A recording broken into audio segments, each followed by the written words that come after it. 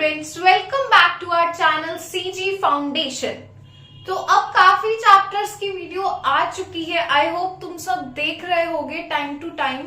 आज हम स्टार्ट करेंगे एक और न्यू चैप्टर जिसका नाम है मैग्नेटिक इफेक्ट्स ऑफ करंट। अब देखना है ये है कि क्लास 10 का चैप्टर है।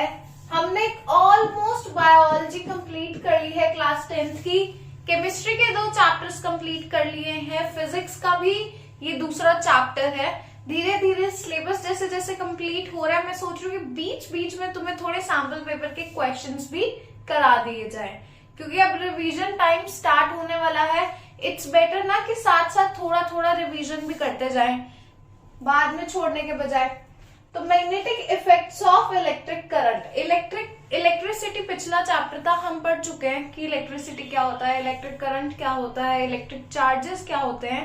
अब मैग्नेट का इफेक्ट कैसे आता है इलेक्ट्रिसिटी की वजह से, हम ये पढ़ेंगे। ठीक है, तो स्टार्ट करते हैं सबसे पहले चैप्टर। अब चैप्टर के नाम से एज यूजुअल सबसे पहली चीज पढ़ेंगे जो है मैग्नेट। मैग्नेट क्या होता है? अब पता है बचपन में तुम सबने खेला होगा, जब बहुत छोटे होगे वो चुंबक मैग्नेट्स आते थे, चिपक जाते थे, और अगर दूसरी साइड उसको मोड़ो तो वो नहीं चिपकते थे। अलग अलग डिफरेंट प्रॉपर्टीज की वजह से एक सब्सटेंस को मैग्नेट बोलते हैं। अब देखते हैं उसको डिफाइन कैसे करना है, मैग्नेट होता क्या है। A magnet is a material that produces a field that attracts or repels other such materials of magnetic nature. Magnet मतलब कि कोई चीज एक दूसरे से अट्रैक्ट हो रही है या फिर रिपेल हो रही है।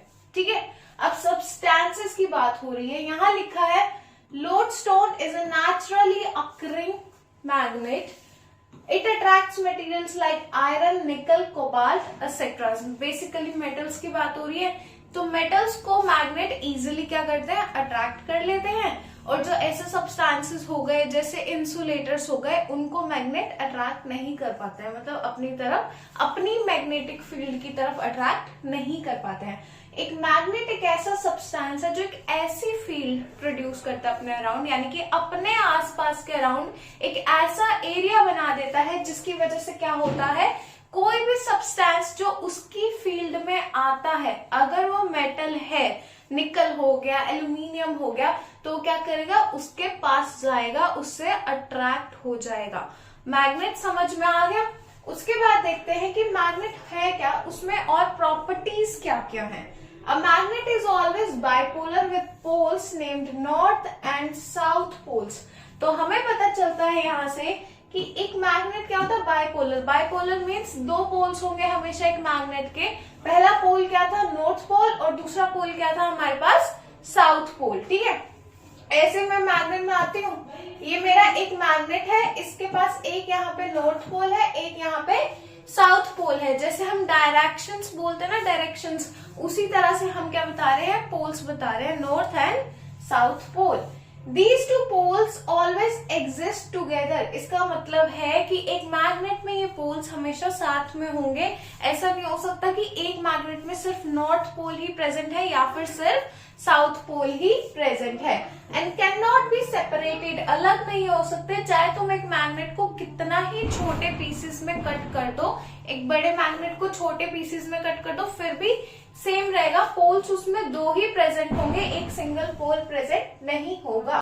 तो north pole of a magnet वो साइड है जो पॉइंट करती है अर्थ की ज्योग्राफिक नॉर्थ की side, which is freely suspended. It means अगर हम एक मैग्नेट के पास कोई भी सब्सटेंस लेके जाएंगे ना, तो उसकी डायरेक्शन जो नॉर्थ पोल की है ना, वो कैसी होगी, अर्थ की ज्योग्राफिकल नॉर्थ पोल की साइड। तुम्हें पता ना अर्थ में हम कैसे करते हैं, नॉर्थ, साउथ, और क्या करते हैं, वेस्ट और ईस्ट। उल्टा लिख दिया मैंने, ईस्ट और वेस्ट। ठीक है, तो हमें पता है कि 4 साइड्स होती हैं, 4 हमारे पास क्या है, डायरेक्शंस है, 4 डायरेक्शंस है हमारे पास। तो ये 4 डायरेक्शंस के अकॉर्डिंगली ही हमारा मैग्नेट है, वो क्या करेगा, नॉर्थ का नॉर्थ की साइड पर ही दिखेगा, सस्पेंशन होगा। अब सिमिलर चार्जेस हैं या पोल्स हैं, वो क्या करते हैं, रिपेल करते हैं, और जो डिसिमिलर चार्जेस या पोल्स है वो क्या करते हैं, एक दूसरे को अट्रैक्ट करते हैं, मतलब like poles repel each other, unlike poles attract each other. It means यहाँ पे अगर देखो, तुम्हें दिख रहा होगा बना हुआ, यहाँ पे क्या है डायग्राम में तुम्हारे पास, हाँ जी, यहाँ पे डायग्राम बना है। यहाँ पे एक जगह पे क्या है तुम्हारे पास साउथ है, एक जगह पे नॉर्थ है, यहाँ पे साउथ है और यहाँ पे नॉर्थ है, यहाँ पे साउथ, यहाँ पे नॉर्थ, नॉर्थ और साउथ, साउथ है। अगर तुम देखो तो यहाँ पे दो डिसिमिलर चार्जेस हैं, एक साइड साउथ है, एक साइड नॉर्थ है, तो वो क्या कर रहे हैं, एक दूसरे को अट्रैक्ट कर रहे हैं। और अगर दूसरी ही साइड देखो, एक साइड नॉर्थ है और दूसरी साइड भी नॉर्थ है, तो वो क्या कर रहे हैं, एक दूसरे से दूर जा रहे हैं, एक दूसरे को रिपेल कर रहे हैं। इसी प्रॉपर्टी की वजह से, दो डिफरेंट पोल्स होने की वजह से तुमने देखा होगा कि बहुत बार ऐसा होता है, तुम एक साइड को ना मैग्नेट को बहुत जितना मर्जी फोर्स लगा लो कि चिपक जाए वो मैग्नेट, बट वो चिपकता नहीं है, वो रिपेल ही करता है, चाहे जितना मर्जी स्ट्रॉन्ग फोर्स लगा लो, बिकॉज वहां पर पोल्स क्या होते हैं, पोल्स होते हैं सेम, ठीक है, डायरेक्शन क्या होती है, सेम होती है, इस वजह से। तो ये था पूरा का पूरा एक मैग्नेट, पोल्स के बारे में पढ़ लिया, मैग्नेट होता क्या है, कैसे मटेरियल्स को अट्रैक्ट करता है, सारा का सारा पढ़ लिया। नेक्स्ट टॉपिक पर चलते हैं। नेक्स्ट टॉपिक है हमारे पास बार मैग्नेट।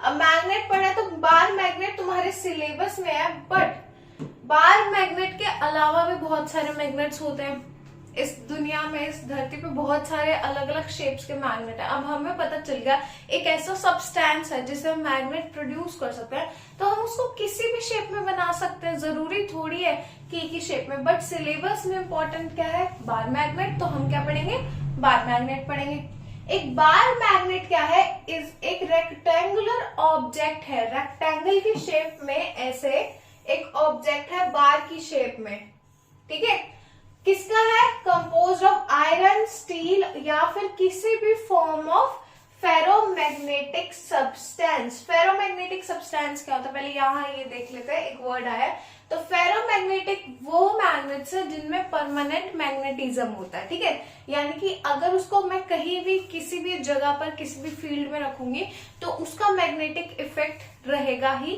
रहेगा। That shows permanent magnetic properties, यानी कि उसकी मैग्नेटिक प्रॉपर्टीज क्या है, खत्म नहीं होने वाली है। It has two different poles, a north and a south pole, such that when suspended freely, the north pole aligns itself towards the geographic north pole of the earth। अभी हमने same बात पढ़ी कि अगर मेरे पास एक बार मैग्नेट है, ठीक है, एक साइड है इसकी नॉर्थ और एक साइड है इसकी साउथ, ठीक है, अब मैंने इसको फ्रीली एक सरफेस पे रख दिया है कि मेरा मैग्नेट पड़ा हुआ है, तो जो उसकी नॉर्थ साइड है ना, वो नॉर्थ डायरेक्शन में अर्थ के हिसाब से, अर्थ के ज्योग्राफिकल एरिया के हिसाब से नॉर्थ में ही जाके सेटल होएगी, मतलब उसकी मूवमेंट किस साइड होगी, अर्थ के ज्योग्राफिकल नॉर्थ की साइड, ठीक है। अब यहाँ पे जो तुम ये डायग्राम देख रहे हो या जो ये पिक्चर देख रहे हो तुम, इस पिक्चर में क्या है हमारे पास, ये कुछ चीजें हैं ब्लैक कलर की तुम्हें दिख रही हैं, ये नॉर्थ साइड है और यहाँ पे साउथ साइड है, और यहाँ पे बहुत सारी है ये ब्लैक कलर की चीज, और यहाँ पे बिल्कुल साइड साइड पे, और यहाँ पे एक पैटर्न भी देख पा रहे होगे तुम। चेंज करते हैं एक मिनट, कलर लेते हैं, हाँ जी, तो ये पैटर्न भी हल्का हल्का सा तुम्हें दिख रहा होगा, ऐसा ऐसा और फिर ऐसा ऐसा पैटर्न दिख रहा होगा तुम्हें। तो ये जो चीज पड़ी हुई है ना, ये चीज है तुम्हारी iron feelings, iron feeling. Iron feeling क्या होता है, आयरन फीलिंग बेसिकली है तुम्हारे पास, तुम्हारा आयरन का ना चूरा है, पाउडर है, ठीक है, उसको हमने आयरन फीलिंग बोल दिया, और उसको क्या किया हमने ना, बहुत सारे आयरन डस्ट है एक तरह की, इस डस्ट को लिया और उसके बीच में क्या रख दिया, बार मैग्नेट। अब मैग्नेट में हमारे पास क्या थे, दो पोल्स थे, ठीक है, एक नॉर्थ है एक साउथ है, तो पोल्स के पास ना आयरन फीलिंग क्या हो गई, ज्यादा इकट्ठी हो गई, क्योंकि मैग्नेटिक फील्ड, मैग्नेट का असर कितना था, पोल्स पे ज्यादा था और बाकी दूर दूर है। तो ये जो चीज है ना, ये क्या है, तुम्हारी आयरन फीलिंग है, या फिर आयरन डस्ट भी कह सकते हो, ठीक है। नेक्स्ट टॉपिक पर चलते हैं। मैग्नेटिक फील्ड क्या होता है? अभी मैं मैग्नेटिक फील्ड वर्ड बोल के हटी तो अब हमारे पास टॉपिक आ गया कि मैग्नेटिक फील्ड होता क्या है। तो मैग्नेटिक फील्ड है region around a magnet where its magnetic influence can be experienced is called magnetic field. यानी कि हमारे मैग्नेट का कितना इन्फ्लुएंस है, कितने एरिया पर उसका प्रभाव पड़ रहा है। अगर मैंने एक मैग्नेट यहाँ रख दिया, छोटा सा मेरे पास मैग्नेट है, हो सकता है मेरे मैग्नेट का इन्फ्लुएंस सिर्फ इतने ही एरिया पर हो। और अगर मेरे पास यहाँ पे कोई लोहे की चीज पड़ी है, ये देखो हर बार की तरह, अगर मेरे पास यहाँ पे कोई लोहे की चीज पड़ी है तो क्या वो यहाँ पे इस पड़े हुए मैग्नेट पर अट्रैक्ट होगी? क्या ये पॉसिबल है कि ये अट्रैक्शन होगी? बहुत कम अट्रैक्शन होगी, बिकॉज मेरी मैग्नेटिक फील्ड तो इतनी ही है। अगर मेरी मैग्नेटिक फील्ड इतनी होती, मेरे मैग्नेट का असर इतना होता, तो यहाँ पे जो मेरे पास आयरन की चीज पड़ी है वो क्या हो जाती? मेरे मैग्नेट से अट्रैक्ट हो जाती, चिपक जाती। ठीक है, तो मैग्नेटिक फील्ड इज बेसिकली कितना प्रभाव है, कितना तुम्हारे मैग्नेट का इन्फ्लुएंस है आसपास के जो भी चीजें हैं। अब वो डिपेंड करता है मेटल है, नॉन मेटल है, प्लास्टिक है, इन सारी चीजों पर भी। ठीक है, सिर्फ इस चीज पर डिपेंड नहीं करता कि भाई ठीक है प्लास्टिक की बोतल रख दी और साथ में बहुत बड़ा बार मैग्नेट रख दिया और मैम अब तो इन्फ्लुएंस तो इतना ज्यादा पर ये चिपक नहीं रहा। कैसे चिपकेगा? मटेरियल का फर्क होता है। मैग्नेट हर चीज को अपने साथ अट्रैक्ट नहीं कर सकता है और हर चीज मैग्नेट के साथ अट्रैक्ट नहीं हो सकती है। ठीक है, direction and strength of a magnetic field are represented by magnetic lines of force. अब लाइंस ऑफ फोर्स की क्या बात है? यहाँ पे जो ये सुंदर सा तुम डायग्राम देख पा रहे हो, इस डायग्राम में क्या है हमारे पास? ये रहा हमारे पास बार मैग्नेट, ठीक है, और यहाँ पे तुम्हें दिख रही है फील्ड लाइंस। ये लाइंस बनी हुई है, यानी कि हमने जब बताना हुआ कि हमारे एक मैग्नेट का फोर्स कितना है या हमारे एक मैग्नेट का असर कितना है, इन्फ्लुएंस कितना है, तो हमने उसको कैसे बताया? हमने बताया लाइंस बनाकर, इस डायरेक्शन से इस डायरेक्शन तक, मतलब इतना मेरे मैग्नेट का इन्फ्लुएंस है आसपास की चीजों पर। ठीक है, नेक्स्ट टॉपिक पे चलते हैं। नेक्स्ट टॉपिक है मैग्नेटिक फील्ड लाइंस। अभी लाइंस की बात कर रहे थे तो देख ही लेते हैं कि मैग्नेटिक फील्ड लाइंस आखिरकार होती क्या है। तो मैग्नेटिक फील्ड लाइंस में हमारे पास क्या है? Magnets magnetic field lines result in the formation of continuous running loops यानी कि ये जो बन रहा है ये लूप ही तो है, और ये क्या है? कंटिन्यूअस रनिंग लूप है, क्लोज लूप है। ये बंद हो गया ना, यहाँ से स्टार्ट हुआ और यहाँ पे बंद हो गया, फिर यहाँ से स्टार्ट हुआ और यहाँ पे बंद हो गया, फिर यहाँ से स्टार्ट हुआ और यहाँ पे बंद हो गया। जितना बड़ा मैग्नेट उतना ज्यादा उसकी मैग्नेटिक फील्ड लाइंस और उतना ज्यादा उसका असर, इन्फ्लुएंस बेसिकली। अब हमारे पास कुछ यहाँ पे ये 3 पॉइंट्स है, तो हमारे पास मैग्नेटिक फील्ड लाइंस की ना बहुत बार प्रॉपर्टीज आ जाती है। बहुत बार ऐसा होता है कि क्वेश्चन आता है what are the properties of magnetic field lines. ठीक है, बहुत बार क्वेश्चन आया हुआ है बोर्ड्स में, रिपीट होते हैं क्वेश्चंस, मैंने पहले भी बताया था। तो अगर मैं कोई क्वेश्चन बीच में बोल देती हूँ उसको तो एटलीस्ट नोट करके रख लिया करो। ठीक है, तो अब देख लेते हैं कि प्रॉपर्टीज क्या है इन फील्ड लाइंस की। फील्ड लाइंस तो वही है कि जहां तक हमारे मैग्नेट का इन्फ्लुएंस हो रहा है वहीं तक फील्ड लाइंस क्या हो रही है? फॉर्म हो रही है। ठीक है, अब फील्ड लाइंस की सबसे पहली चीज, फील्ड लाइंस बनती है मैग्नेट से फ्रॉम नॉर्थ टू साउथ। ठीक है, फॉर्मेशन कैसी है? नॉर्थ से फील्ड लाइंस निकलेंगी और जाएंगी कहां पर? साउथ में। इट मीन्स अगर बाहर से भी कहीं से दूसरे मैग्नेट से भी मेरे पास फील्ड लाइंस आ रही होंगी तो वो कहाँ जाएंगी? साउथ में जाएंगी। और रिलीज कहाँ से हो रही होंगी दूसरे मैग्नेट से? नॉर्थ की डायरेक्शन से, नॉर्थ के पोल से रिलीज हो रही होंगी। तो मैग्नेटिक फील्ड लाइंस का सबसे पहला पॉइंट कि वो निकलती, आउटकम कहाँ से आ रहा है? नॉर्थ से, और जा कहाँ पे रहा है? इनपुट कहाँ हो रहा है? साउथ डायरेक्शन में। और ये कैसी है हमारे पास? बिल्कुल क्लोज्ड लूप्स है हमारे पास। ये कभी भी एक दूसरे को इंटरसेक्ट नहीं करती। अब इंटरसेक्ट ना करने का भी एक रीजन है, अभी देखते हैं। पहला पॉइंट पढ़ ले। The tangent to the field line at any given point indicates the direction of total magnetic field at that point. It means मेरे पास जो मैग्नेटिक फील्ड लाइंस बन रही है ना, इन पे मैं टेंजेंट बना सकती हूँ। ऐसे टेंजेंट बना के मैं डायरेक्शन पता कर सकती हूँ कि किस डायरेक्शन में मेरी फील्ड लाइंस बन रही हैं। बट इन एनी केस अगर मेरी फील्ड लाइंस के बीच इंटरसेक्शन हो गई, मान लो मेरे पास एक बार मैग्नेट है नॉर्थ साउथ, यहाँ से आई लाइन यहाँ गई, उसके बाद मेरे पास एक और लाइन आई और यहाँ गई, यहाँ पे इंटरसेक्शन पॉइंट है, तो इसकी डायरेक्शन कैसी हो गई, दो डायरेक्शंस हो गई कि एक डायरेक्शन हो गई, मतलब दो लाइंस की एक ही डायरेक्शन चल रही है, एक ही पॉइंट पर ये क्या हो रही है, मीट हो रही है। तो ये क्या हो गया, मेरे पास गलत प्रॉपर्टी आ गई ना, ऐसे तो पॉसिबल ही नहीं है।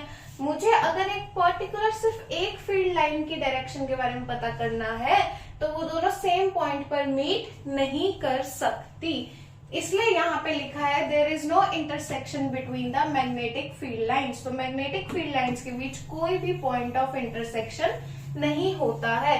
ये एक और प्रॉपर्टी है मैग्नेटिक फील्ड लाइंस की। The greater the number of magnetic field lines crossing per unit area, the higher the intensity, the stronger the magnitude of the magnetic field line.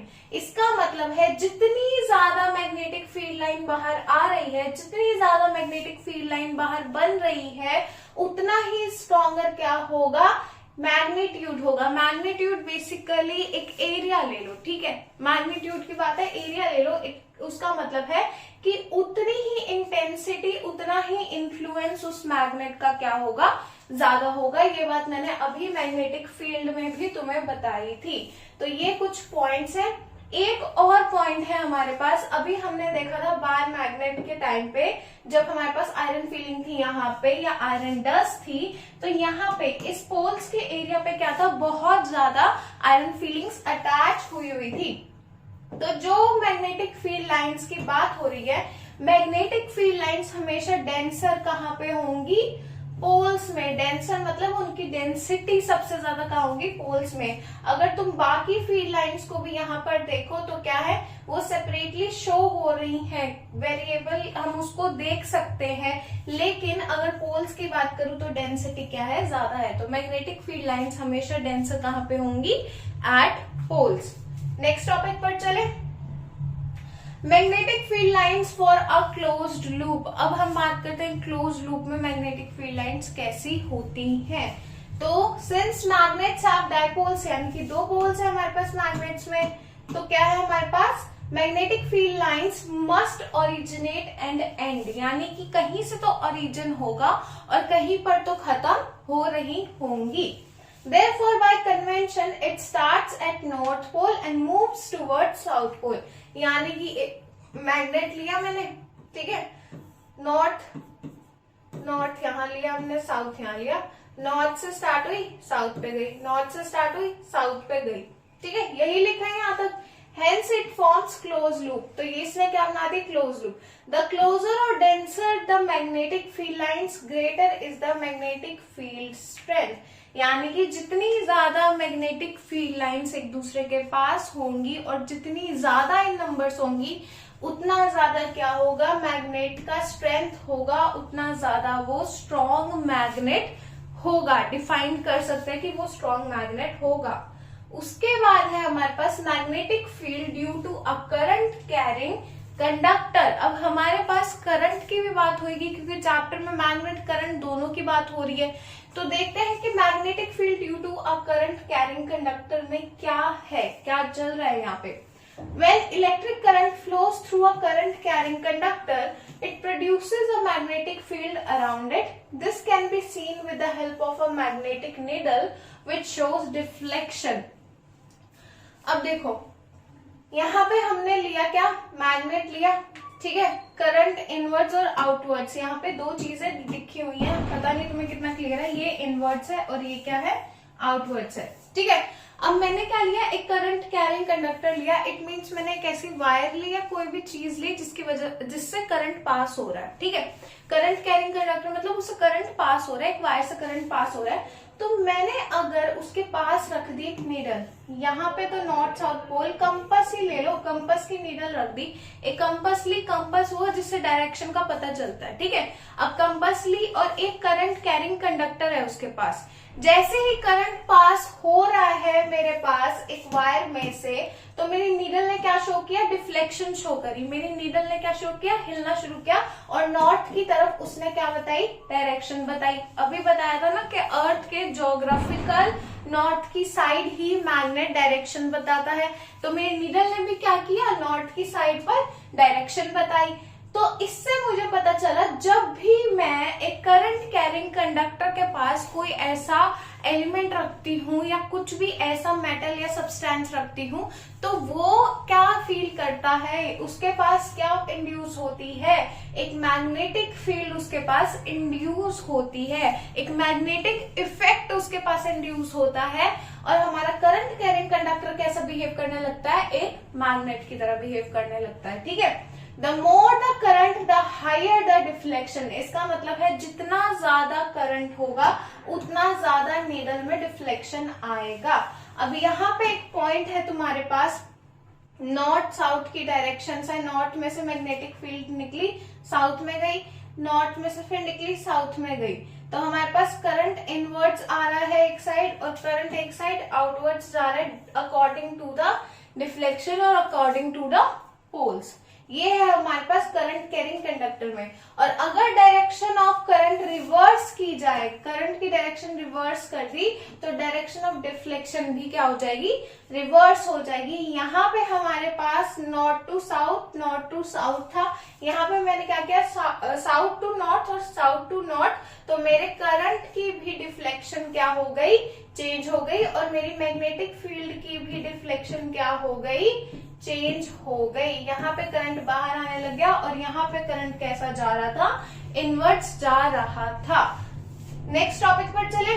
Next topic है magnetic field due to a straight current carrying conductor. अब हमने तो सिर्फ current carrying conductor की बात करी थी, अब बात कर लेते हैं एक स्ट्रेट करंट कैरिंग कंडक्टर की, एक स्ट्रेट वायर की जिसमें सच में क्या है, करंट पास ऑन हो रहा है। When current is passed through a straight current carrying conductor, a magnetic field is produced around it। अब हमें पता चल गया कि अगर वायर है, इलेक्ट्रिसिटी जा रही है, इसके आसपास क्या बन रही है, हमारी मैग्नेटिक फील्ड बन रही है। और ये कैसा बिहेव करने लग रहा है, ये एरिया, ये फील्ड कैसा बिहेव कर रहा है, एज अ मैग्नेटिक इफेक्ट दे रहा है। तो अगर कोई भी आसपास मेटल आने वाला तो क्या होगा, चिपक जाएगा, ठीक है। तो magnetic field is produced around it using the iron filings. We can observe that they align themselves in a concentric circle around the conductor. अब ये तो आयरन फीलिंग्स की बात हो रही है, बट हमारे पास इसी के बेसिस पे एक यहाँ पे थंब रूल आता है जिसको हम बोलते हैं right hand thumb rule. Thumb rule के अकॉर्डिंगली हम पता लगा सकते हैं कि करंट जिस डायरेक्शन में जा रहा है और मैग्नेटिक फील्ड किस डायरेक्शन में बन रही है। ये मेरे पास क्या है, एक वायर है जिसमें से क्या जा रहा है, करंट जा रहा है। ये वायर है, इसमें से क्या जा रहा है, करंट फ्लो कर रहा है ऊपर की साइड, यहाँ पे अबव, ठीक है। और इसको क्या किया, मैंने पकड़ा। ये मेरे पास क्या है, करंट जा रहा है ऊपर की साइड, इसको मैंने पकड़ा। ये मेरे पास क्या थी, मेरी फिंगर्स को मैंने ऐसे क्या किया, फोल्ड किया।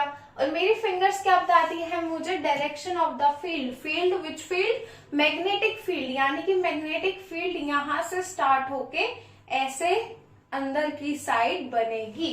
और यही बात यहाँ पे शो हो रही है कि मैग्नेटिक फील्ड, दूसरा मार्कर लेते हैं, रुकिए, मैग्नेटिक फील्ड यहाँ से चलती हुई यहाँ पे बन रही है। अगर मेरे पास करंट कैरिंग कंडक्टर कैसा है, ऊपर की साइड डायरेक्शन दे रहा है, किसकी, करंट की। करंट को डिनोट हम किससे कर रहे थे, आई से डिनोट कर रहे थे। मैग्नेटिक फील्ड को हम डिनोट करते हैं बी से, ठीक है बेटा। तो मैग्नेटिक फील्ड को बी से डिनोट कर रहे हैं, करंट को आई से डिनोट कर रहे हैं हम यहाँ पर।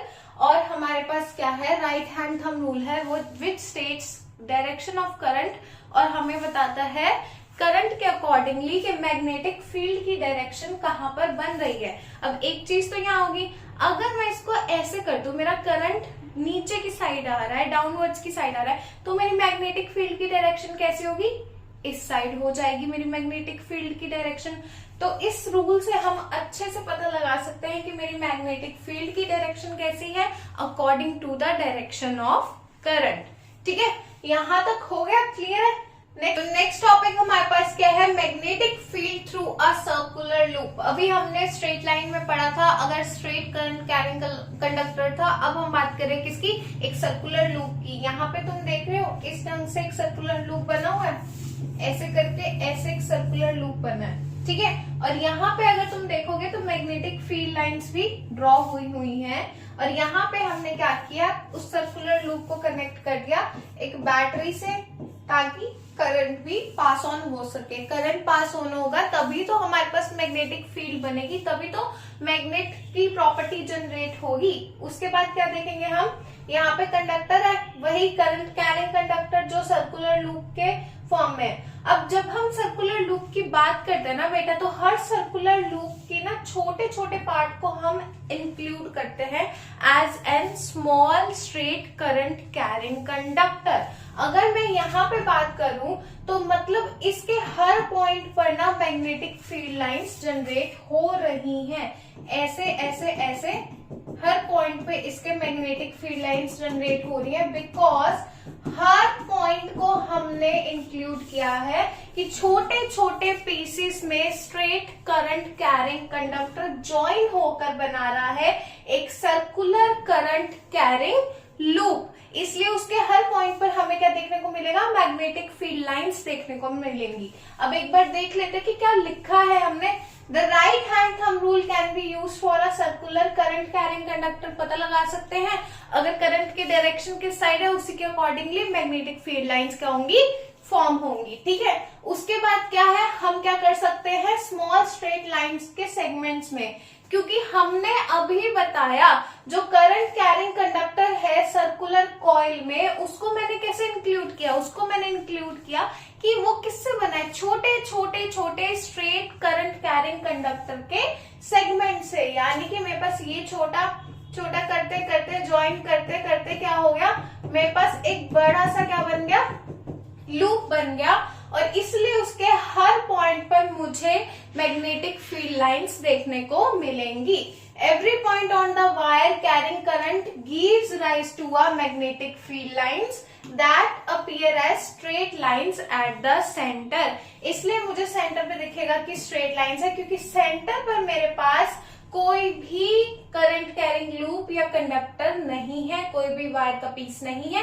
पर जहां पर मेरे पास वायर का पीस है, मैं उसके हर पॉइंट को, हर एक मिनट मैं इसको थोड़ा रेड से करके दिखाती हूँ। ये मेरे पास क्या है, एक करंट कैरिंग लूप है। ठीक है, यहाँ पर मेरे पास क्या बना हुआ है, ये करंट कैरिंग लूप है जो ऑलरेडी ड्रॉ हुआ पड़ा है। अब मैं कह रही हूँ कि मेरा हर पॉइंट पे ना इतना, ये छोटा पॉइंट, ये छोटा पॉइंट, ये छोटा पॉइंट या फिर ये छोटा पॉइंट, मेरे पास हर पॉइंट पे क्या है, एक स्ट्रेट लाइन जितना करंट कैरिंग कंडक्टर आ रहा है। ठीक है, उसमें से करंट पास हो रहा है, तो वो क्या करेगा, मैग्नेटिक फील्ड लाइंस को ड्रॉ करेगा अपने आसपास। इतना क्लियर है। नेक्स्ट चलते हैं हम दूसरी साइड पर।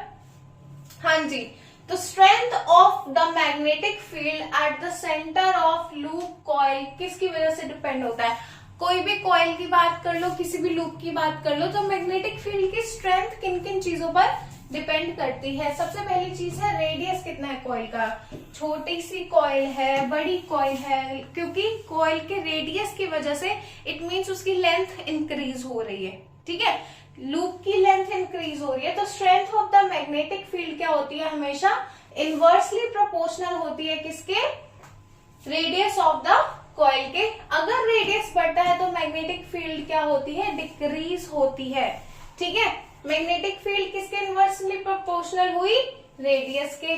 ठीक है, उसके बाद क्या है, number of turns in the coil, कितनी टर्न्स है एक कॉइल पर। अगर number of turns in the coil increases तो क्या होगा, करंट हर सर्कुलर टर्न में क्या होगा, सेम डायरेक्शन तो देगा, और इसी की वजह से क्या होगा, हमारे पास जो स्ट्रेंथ है मैग्नेट की वो भी क्या होगी, इंक्रीज होगी। अगर नंबर ऑफ टर्न्स बढ़ेंगे तो मैग्नेटिक इफेक्ट भी बढ़ेगा, मैग्नेटिक फील्ड भी बढ़ेगी।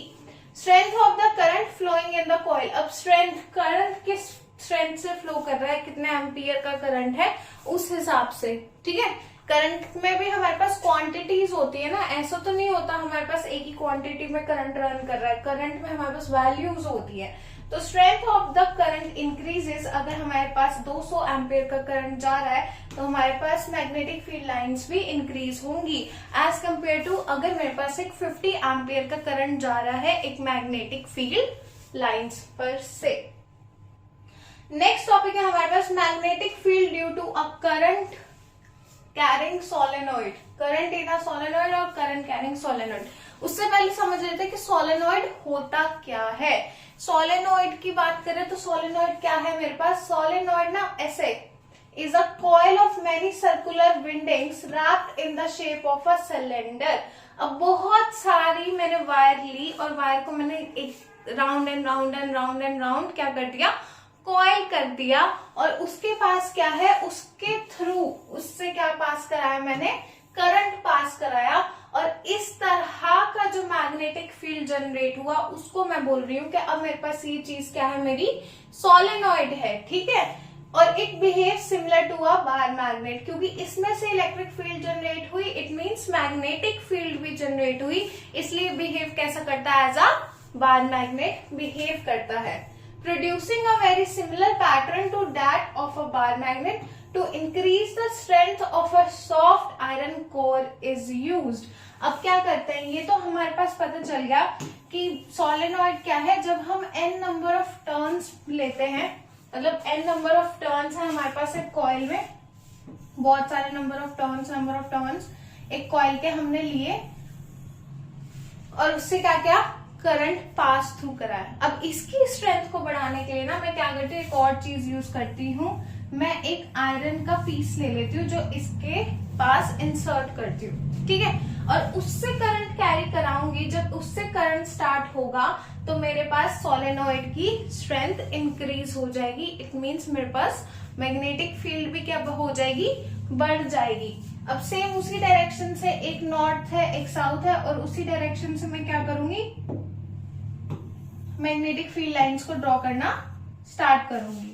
इसको बोलते हैं सोलेनोइड। सोलेनोइड के पास भी हमारे पास प्रॉपर्टीज होती हैं, और सोलेनोइड कैसा बिहेव करता है, सोलेनोइड एक अलग तरीके का मैग्नेट बनता है जिसको बोलते हैं हम क्या, इलेक्ट्रोमैग्नेट। मींस इलेक्ट्रिसिटी को पास थ्रू कराने के बाद हमारे पास एक मैग्नेट फॉर्म हुआ है जिसको हम कह रहे हैं क्या, इलेक्ट्रोमैग्नेट। अब स्ट्रेंथ की बात करें तो वही n नंबर ऑफ टर्न्स, यानी कि जितने ज्यादा नंबर ऑफ टर्न्स होंगे उतना ज्यादा स्ट्रॉन्ग इलेक्ट्रोमैग्नेट बनेगा। प्लस हमारे पास क्या था, आयरन का पीस, तो इट मीन्स अगर करंट का स्ट्रेंथ ज्यादा है, करंट ज्यादा एम्पियर का है, तो बार मैग्नेट या फिर सोलेनोइड भी क्या होगा, स्ट्रॉन्ग मैग्नेटिक फील्ड क्या करेगा, प्रोड्यूस करेगा। और ऐसे मैग्नेट्स को हम क्या कहते हैं, सोलेनोइड की फॉर्म में जो हमारे पास कॉइल करके बने हुए हैं, सच एज इलेक्ट्रोमैग्नेट्स। जिन मैग्नेट्स को हम प्रोड्यूस करते हैं यूजिंग कॉइल एंड इलेक्ट्रिसिटी, उन तरह के मैग्नेट्स को हम क्या बोल रहे हैं कि वो किस तरह के मैग्नेट्स हैं, इलेक्ट्रोमैग्नेट्स हैं। नेक्स्ट हमारे पास है force on a current carrying conductor in a magnetic field. अब हमारे पास फोर्स की बात करते हैं, ठीक है, तो पढ़ते हैं। हमारे पास यहाँ पे क्या लिखा है, एम्पियर्स एक्सपेरिमेंट लिखा था यहाँ पे, जो कि बहुत ज्यादा ब्लर हो गया है। एम्पियर्स एक्सपेरिमेंट है ये, एम्पियर्स एक्सपेरिमेंट, हाँ जी।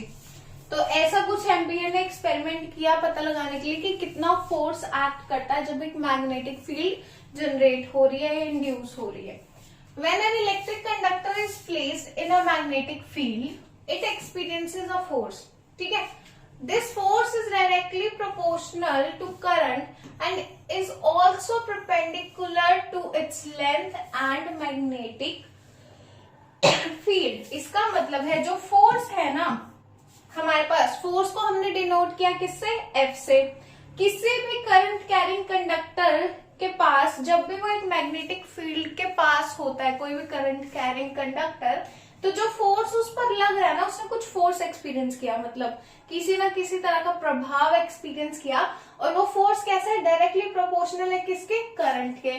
तो मैं ऐसे लिख सकती हूँ कि F is directly proportional to I। उसके बाद क्या है, परपेंडिकुलर है किसके, लेंथ के भी, ठीक है। तो एक force is perpendicular to length plus magnetic field के भी। तो हमारे पास एक फॉर्मूला बनता है क्या, ये बिल एक फॉर्मूला बन रहा है। बिल क्या है हमारे पास, magnetic field B, I current and length of the wire जो भी हमारे पास यूज हो रही है। तो force on a straight current carrying conductor is mutually perpendicular to magnetic field and the direction of the current. इसका मतलब है अगर मेरे पास फोर्स बढ़ता है या फिर मेरे पास करंट बढ़ता है, मेरे पास 500 वोल्ट का 500 एम्पियर का करंट हो जाता है, तो फोर्स भी क्या होगा, बढ़ जाएगा। अगर मैं इसका कंपैरिजन करूं 50 एम्पियर के करंट से, प्लस मेरे पास जो लेंथ है, अगर length of the coil increase होती है तो भी क्या होगा, मेरे पास फोर्स बढ़ जाएगा, और अगर फोर्स इंक्रीज होगा तो मैग्नेटिक फील्ड भी इंक्रीज होगी। ये मेरे पास क्या है, एक फॉर्मूला जनरेट होता है। यहाँ पे अब एक एक्सपेरिमेंट है जिसमें मैंने बैटरी लगाई, पूरा सर्किट तैयार किया, और यहाँ पे एक मैग्नेट लगाया, मैंने मैग्नेट यूज किया, जिसकी वजह से क्या हुआ, मेरे पास एक डिफ्लेक्शन आई जब मैंने करंट पास किया बैटरी को ऑन करके। मेरी नीडल ने एक डिफ्लेक्शन दिखाई, और तब मुझे पता चला कि कुछ अमाउंट ऑफ फोर्स क्या होता है, लगता है हमारे पास जो भी करंट कैरिंग कंडक्टर या फिर सब्सटेंस के पास होता है in the presence of a magnetic field. Next topic देखते हैं। ये टॉपिक इंपॉर्टेंट है, आता है बहुत बारी, मैंने फिर से बता दिया। एक सोलेनॉइड आता है, ठीक है, उसके बाद मैग्नेटिक फील्ड की प्रॉपर्टीज, मैग्नेटिक फील्ड लाइंस की प्रॉपर्टीज आती हैं। थर्ड टॉपिक हमारे पास ये है, इस चैप्टर में बहुत ज्यादा इंपॉर्टेंट है।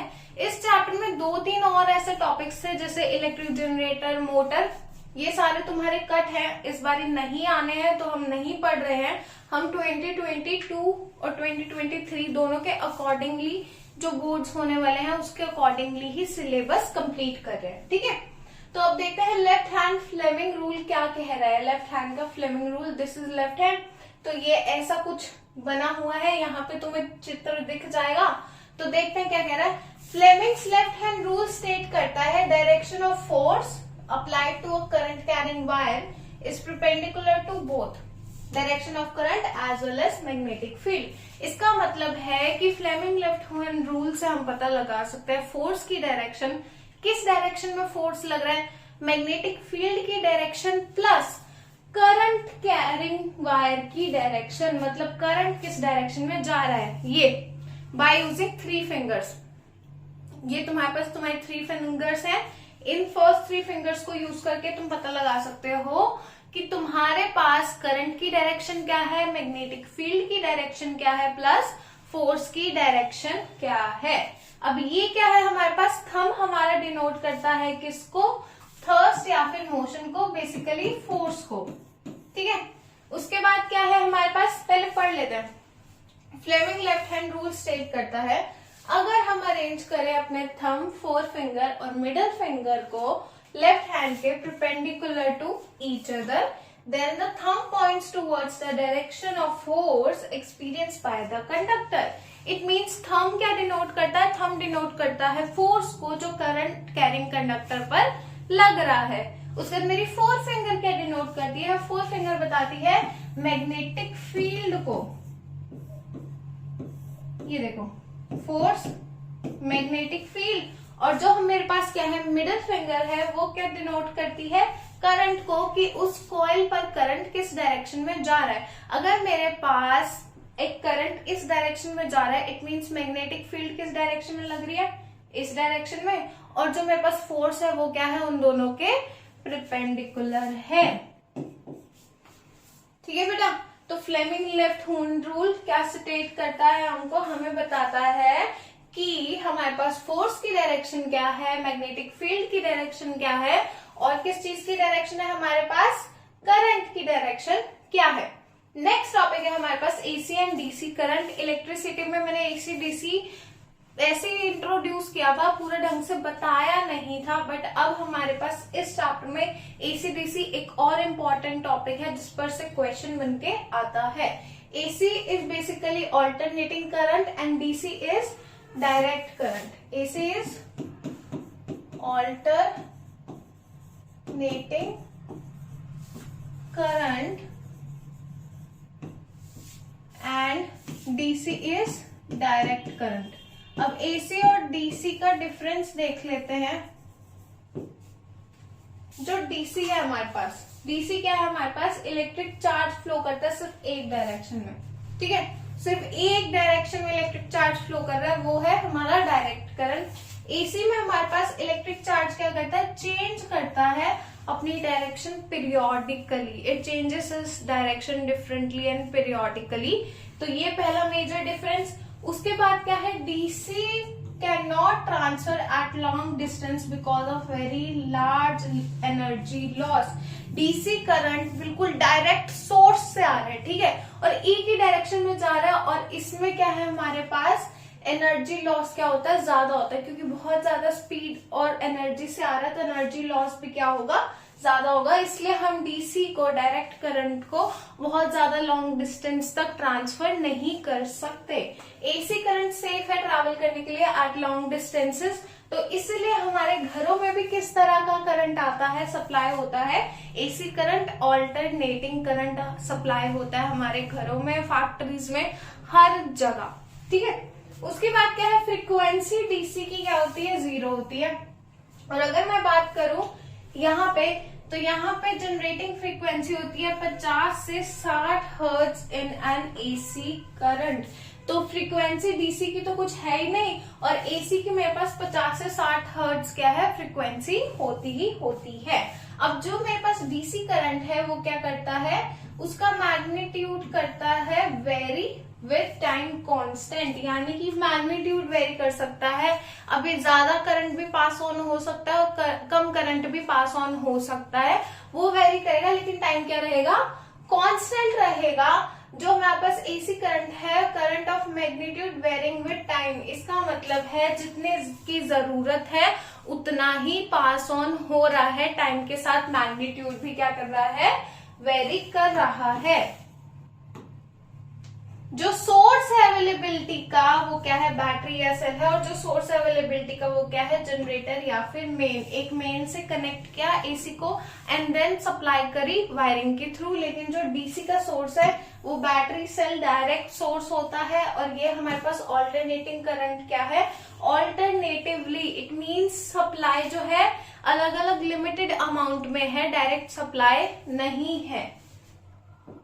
नेक्स्ट जो क्वेश्चन आता है एसी डीसी में से, advantage of AC over DC, कि हम एसी ही क्यों चूज करते हैं ओवर डीसी अपने घरों के लिए और बाकी अपने जगहों के लिए, हम डीसी क्यों नहीं चूज कर लेते, जबकि हमारे पास डीसी में तो ठीक है एनर्जी लॉस ज्यादा है, हमने देख लिया, बट डायरेक्ट करंट की सप्लाई भी ज्यादा है एज कम्पेयर टू एसी, तो हम एसी ही क्यों चूज करते हैं। उसके पॉइंट्स क्या क्या हो सकते हैं। सबसे पहला point, it is possible to use a transformer, transformer use करना पॉसिबल हो जाएगा एसी से, क्योंकि ट्रांसफॉर्मर बेसिकली करता क्या है, एसी को ही यूज करता है डीसी को कन्वर्ट करके, ठीक है।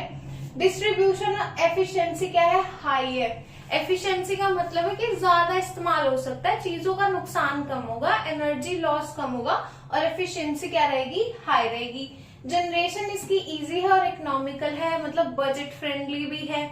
डीसी में एनर्जी लॉस इतना ज्यादा है, इसलिए बिल क्या होगा, बहुत ज्यादा आ जाएगा अगर घरों में यूज करने लग जाएंगे।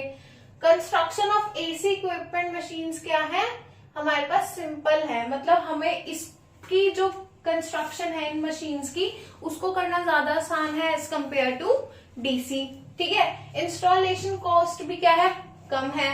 एसी स्विच गियर्स क्या है, सिंपल होते हैं ऑपरेट करने के लिए भी, और जो एसी सिस्टम है वो क्या है, सेफर है as compare to DC system, क्योंकि डीसी में तुम नहीं जानते कि तुम्हें चाहिए 20 एम्पियर का करंट, ठीक है, और करंट आ गया 100 एम्पियर का, तुम्हारा डिवाइस ही जल जाएगा।